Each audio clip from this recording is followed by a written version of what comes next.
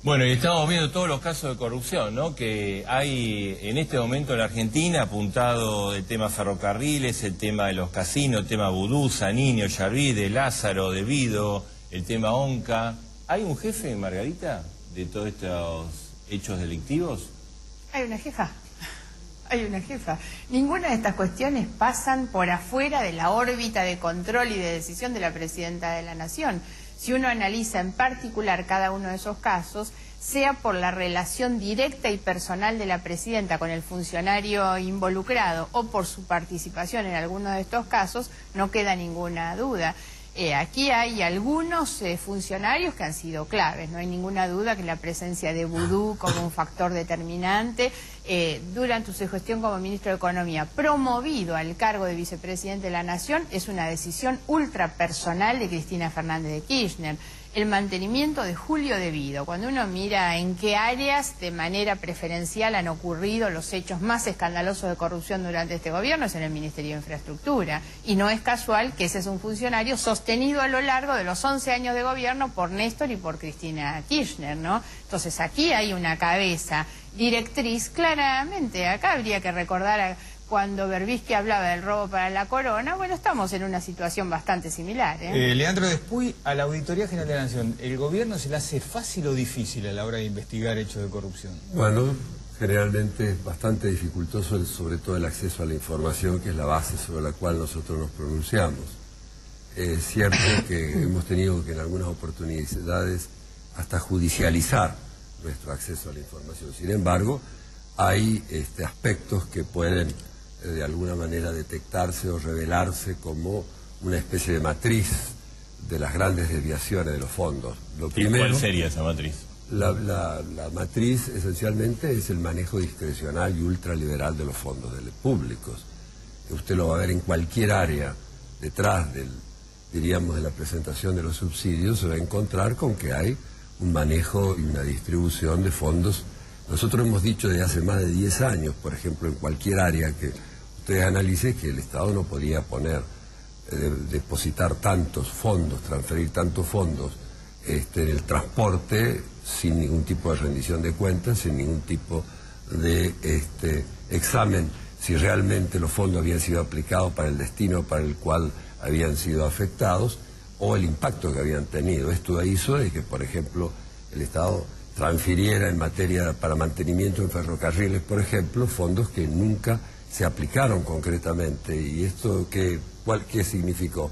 Que la calidad del servicio cada vez fue peor, pero al mismo tiempo las condiciones de inseguridad mayores y que van a desembocar en la tragedia de Once. Entonces acá tenemos una situación en donde ese manejo de los fondos no solamente tiene un daño económico para diríamos, los fondos públicos, sino también consecuencias muy graves en materia directamente. ¿Usted piensa después cuando vio que Jaime declaró en el juicio que se está desarrollando ahora y él habló de que esto era un ataque contra el gobierno, el juicio, y que de alguna manera él instrumentó las políticas de Néstor y Cristina, que es como un reconocimiento de que sus jefes, incluso en el delito, son Néstor y Cristina?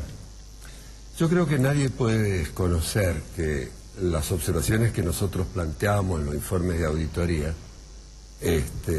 anticipaban la situación que se presentó, y sin embargo el Estado siguió otorgando fondos, como en este caso concretamente a través de Jaime, y en ningún caso exigió control ni aplicó ninguna multa frente a los incumplimientos. Por el contrario, el comportamiento de Jaime fue más bien el de alguien que mantenía esa misma política, no obstante recibir gestos o aparentes gratificaciones de las propias empresas a las cuales se le otorgaban enormes fondos. Y nuestros informes de auditoría son públicos y se han planteado y han dado lugar a un amplio debate en donde estos señalamientos no son de hoy, de hace más de 10 años. Los debates con Jaime sobre los desvíos de los fondos, sobre la imposibilidad de que el Estado continuara transfiriendo sin ningún tipo de control, eran actos que merecían ser judicializados,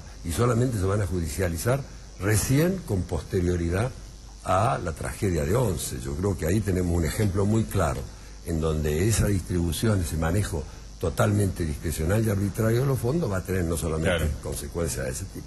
Pablo Oliveto, ¿usted le pone la lupa, además de estos hechos denunciados de corrupción, a los negocios de empresarios kirchneristas con el gobierno? Yo creo que la década ganada está asignada por el capitalismo de amigos, donde está Lázaro, donde está Cristóbal López y otros, asignada por la ausencia de procedimientos administrativos, la omisión total del Estado en las normas que establece su propia administración y la ausencia de controles. En el caso de los organismos de control, algunos están faltos de titularidad, otros, como en el caso de la Auditoría General, falta la ley todavía reglamentaria de la Constitución y por lo tanto el oficialismo tiene 4 de los 7 auditores generales, por eso es muy loable el desarrollo que está realizando Leandro Espuy. El hecho de que tengan mayoría en las cámaras, tanto de senadores como de diputados, también condicionan el control republicano que se tiene que dar. Y en el caso de Lotería Nacional es un escándalo porque el dinero que ingresa por juego tiene que ser destinado a los que menos tienen, por lo tanto no solo es un hecho de corrupción, sino también es inmoral. ¿Pero quién se queda con parte de la plata del juego? Mire, la ausencia de controles o la debilidad de controles hace que de alguna manera se modifiquen los montos que ingresan por ese concepto. Imagínense que en la provincia de Buenos Aires aportan el 34% y en la ciudad de Buenos Aires nada más que el 20%. O sea que las 2 salas de juegos más grandes de Latinoamérica aportan a las arcas de la ciudad nada más que el 20%. Y solamente... O sea, el casino de la ciudad de Buenos Aires, flotante, el 20%, y por ejemplo el de Mar del Plata... El bingo de los polvorines, el 34%. Ajá. Y ustedes saben que antes de irse de la presidencia en el 2007, a través de un decreto, Néstor Kirchner benefició al empresario Cristóbal López ampliando la cantidad de máquinas y 10 años antes prorrogándole hasta el 2032 sus licencias, omitiendo la manda constitucional de que en realidad es competencia de la Ciudad de Buenos Aires administrar y controlar el suelo, el juego en su suelo. Margarita, ¿la política se financia con estos hechos de corrupción? Sí, en la mayoría de los casos sí, y por eso me parece que hay que tener en cuenta cuáles son los temas que cruzan. Uno es el financiamiento de la política, tan vinculado además a hechos desgraciados y lamentables, porque no es solamente que se financia con el vuelto que se quedan en una coima, se financia también, entre otras cosas, del dinero del narcotráfico. Si yo tuviera que marcar tal vez los episodios más graves por la estela que han dejado durante todo este periodo democrático, esos son sin duda la causa Chicone, la causa 11, el tema de la fundación de las Madres de Plaza de Mayo, que lo agregaría a la lista de Marcelo, y el otro es la causa de la mafia de los medicamentos. La causa de la mafia de los medicamentos está muy vinculada con la efedrina, con las guerras de narcos, con el triple crimen de General Rodríguez y obviamente con el financiamiento de la campaña de Cristina Kirchner. Eso figura, no es un dato que inventamos nosotros, figura en las rendiciones de cuentas que ellos han hecho, que los empresarios que fueron víctimas en este triple crimen por estar involucrados en el mundo de la efedrina eran aportantes a la campaña de Cristina Kirchner. Y hay otros 2 temas que cruzan todo esto. Uno, sin ninguna duda, es la justicia. El papel de la justicia durante todo este tiempo. No es casual que hoy la Cámpora está intentando nombrar casi 300 jueces subrogantes, porque lo que están buscando, esto como las medidas de todo el año pasado de intento de disciplinamiento de los jueces, es el intento de tener garantía de impunidad, ¿no? La causa Vudú es un ejemplo clarísimo. Hace ya 2 meses que el fiscal pidió la indagatoria de Vudú y de una cantidad de funcionarios. Los jueces federales de primera instancia planchan las causas, los jueces de segunda instancia, los tribunales no tienen papel para actuar. Yo he estado esta semana en Comodoro Pi, no tienen papel, no tienen salas para hacer los juicios orales. La situación de la justicia es terrible, no les dejan trabajar o buscan cooptarlos. Estas cuestiones son fundamentales y esto es lo que cruza obviamente hoy la discusión, sumado al manejo discrecional de los recursos. Ahora, pero si hablamos de esto, porque también, Paula, ustedes hicieron una denuncia por YPF, vaciamiento de YPF, sí, ¿no? Es la principal empresa del país. Sí. Privatizó, se estatizó, en el medio hubo una argentinización. Son millones y millones. Son millones y millones, donde durante años giraron el 92% de las utilidades les permitieron repartirse el 92% de las utilidades que fueron giradas a sus casas matrices, donde los representantes del Estado en el directorio han permitido que la empresa se endeudara sin ninguna relación con lo que es su patrimonio, donde se han cedido recursos que estaban dentro del patrimonio de YPF en el exterior y se han incorporado al patrimonio de Repsol España, todo con la anuencia de los representantes del Estado en el directorio y de la Sindicatura General de la Nación, que avaló todos y cada uno de los balances y los planes de negocios a lo largo de todos estos años. Después, usted menciona en sus investigaciones a De Vido, a Jaime, a Schiavi, digamos, le apunta a los subsidios, ¿no? Y al manejo discrecional. Sí, sobre todo al manejo discrecional, a la circunstancia de que hay desviaciones probadas, comprobadas, y que sin embargo nunca dieron lugar a ningún tipo de examen de responsabilidad o rectificación en las políticas.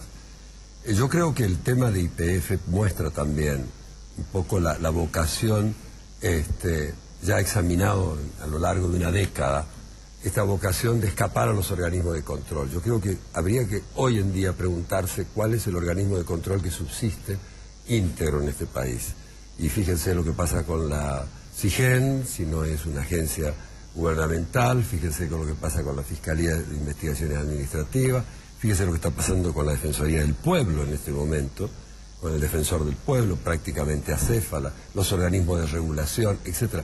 Debe haber que ha sido triturado el sector de la protección. Y en el caso de YPF es muy grave, porque en el caso de YPF le corresponde la auditoría, a la Auditoría General de la Nación, según la Constitución, llevarlo a cabo. Y por una ley del Congreso nos excluyen expresamente. Somos la única entidad de fiscalización superior en el mundo que, teniendo la empresa estatal, diríamos, habiendo sido estatizada, fíjese lo que pasa, inclusive en Venezuela, en Ecuador, Pemex, diríamos, en Petrobras, en todas están los organismos de supervisión, las entidades de fiscalización superior. Nosotros fuimos excluidos de una manera expresa. Esta vocación por escapar a las regulaciones normales. Le quería preguntar, en materia de subsidio del área de transporte, ¿no? ¿Qué cifras a lo largo de todos estos años? Mire, yo le diría a nosotros... ¿Me alcanza el papel para anotar los ceros? O... No, yo creo que le van a faltar, y además ya las cifras son tan elevadas que pueden llegar inclusive a confundir a la gente. Yo le tomaría solamente un ejemplo. El caso de TVA, la empresa TVA, que es la empresa donde se va, porque diríamos tiene la operatoria del Sarmiento y donde del se produjo la tragedia de Once. Se produjo la tragedia de Once. La tragedia, pero hubo muchos accidentes, correcto, muchas situaciones previas. De una de las auditorías que nosotros realizamos del 2003 al 2009, ya estábamos en cerca de los 3.000 millones y si hacíamos una proyección estábamos cerca de los 6.000 millones. Nos vamos a diríamos, estos transportes ferroviarios.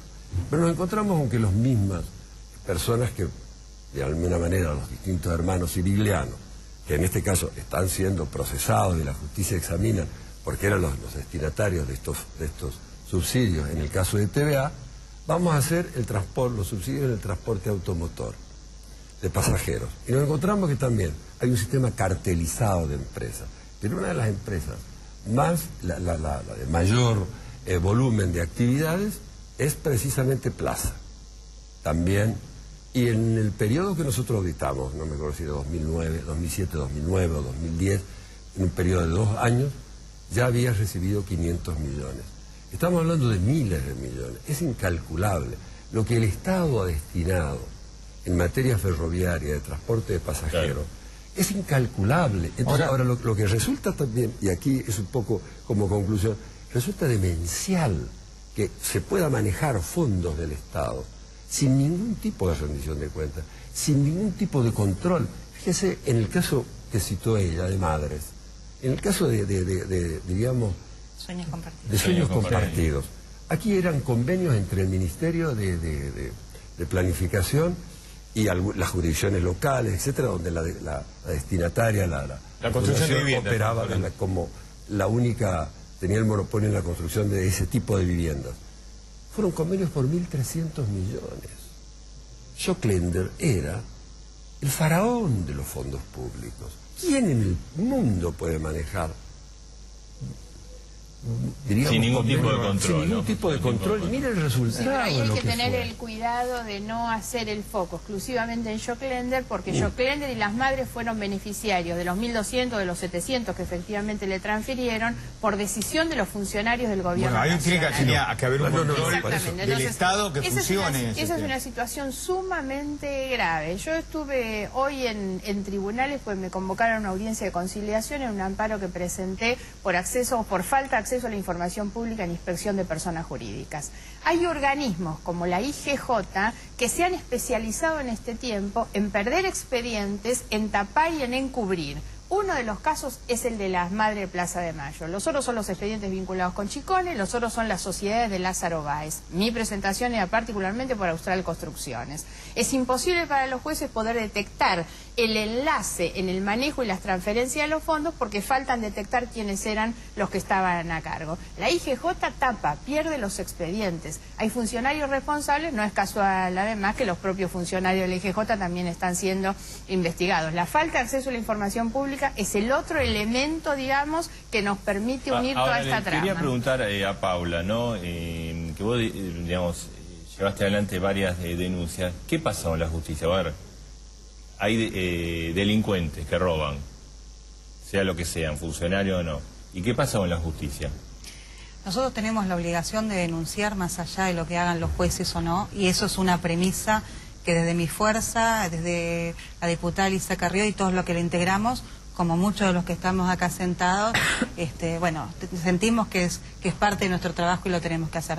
Muchas veces nos sentimos también decepcionados cuando hay mucha prueba, como en el caso de la ruta del dinero, como el caso de asociación ilícita. El tema Lázaro Báez. El tema Lázaro Báez, el capitalismo de amigos y asociación ilícita que está tramitando en el juzgado de Recolini, o mismo en la causa de vaciamiento de YPF, donde está toda la historia aportada, los estados contables, análisis de los balances, lo que dicen ellos en el plan de negocio, tanto argentino como de Repsol España.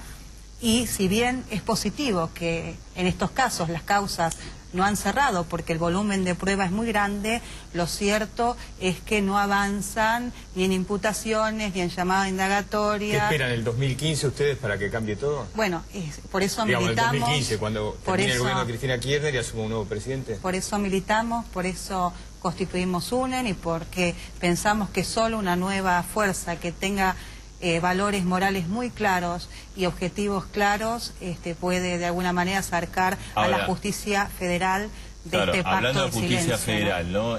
Uno de los casos que recién veíamos era el caso de Ollarvide, ¿no? Hace poquito se conoció su declaración. No es rico Ollarvide. ¿Qué le pareció esa declaración? Lo de Ollarvide es una vergüenza. En realidad llevamos muchos años. Yo recuerdo siempre aquella noche que fue el atentado en las torres de Nueva York. Fue el año en que salvaron el justicialismo, el que hoy, los mismos que hoy son oficialistas, salvaron en ese momento a Ollarvide del juicio político. A partir de ahí el Estado debiéndole favores y el mismo ha dictado el sobreseimiento en la mayoría de las causas de investigación del enriquecimiento de los funcionarios. ¿Pero ¿no? cree que le van a soltar la mano desde el gobierno? En realidad me parece que todos estos personajes están demasiado vinculados en una trama de relaciones donde le sueltan la mano a uno y necesariamente caen unos cuantos. El episodio reciente de Ollarvide, levantando un allanamiento a pedido del segundo de Zanini, cuando ahora descubrimos además todo lo que hay atrás de este señor Liuzzi, el segundo de Zanini. Esas son las cuestiones, insisto, de relación y de teléfono y línea directa con la Presidenta de la Nación. Entonces me parece que las Pero no se ve a cuestiones... nadie nervioso, en todas las causas que ustedes mencionaban, inclusive empresarios privados. Lo que han hecho ha sido justamente poner ese manto de cobertura dentro de la justicia federal, que son los que están tapando las causas. La causa, agrego las que mencionaba Paula, la causa Chicone. La causa Chicone tiene más que pruebas, el propio fiscal lo ha dicho. ¿Usted piensa que Vudú 2 tendría que meses. ser llamado a indagatoria? Pero sin ninguna duda, lo piensa el fiscal de la causa. El fiscal de la causa ha hecho una descripción de las cosas que para él están totalmente acreditadas en la causa. Lo que sí, nosotros presentamos un escrito después de que el fiscal pidiera la indagatoria diciendo no lo indaguen solo por las negociaciones incompatibles con la función pública, porque eso también es perdonarle la vida. Es decir, el único pecado que cometió fue interesarse por un expediente que pasa bajo su competencia, cuando en realidad hay que investigar la apropiación de la empresa, la asociación ilícita, la violación de los deberes funcionario público, una cantidad de cuestiones. Ahora, el juez tiene, pese a la cantidad de elementos que hay, absolutamente planchada la causa. No ha citado indagatoria a Vudú y a todos los demás. Está Ricardo Echegaray y hay una cantidad de funcionarios, pues además dice el fiscal claramente, el comportamiento de todos estos funcionarios ha sido imprescindible para que se cometiera el delito. Ahora, atrás de todas estas causas también hay un Congreso de la Nación convalidante. La causa Chicone, la causa YPF que mencionaba Paula recién. Siempre hay atrás un Congreso que sale a tapar las cosas. Y ahora tenemos para tratar nada menos que la estatización de la Fundación de las Madres de Plaza de Mayo. Con una deuda recontra millonaria, resulta que el Congreso va a tratar a ver si estatizamos esto con las cuentas. Bueno, sería la misma solución de Chicone. No es solo la justicia. Aquí hay una convalidación social de la corrupción. Hasta que la gente no empiece a darse cuenta, y también con el cuidado de no terminar votando los pieles de cordero, los que se disfrazan de renovadores ahora, pero fueron durante 10 años convalidantes de una corrupción que no empezó hace 6 meses, sino hace 11 años. Gracias, gracias a los tres. Buenas noches. Bueno, y después de la pausa, los temas que nos esperan en A Dos Voces. La pelota, Marcelo, no se mancha. El polémico y cuestionado nuevo torneo que impuso Grondona.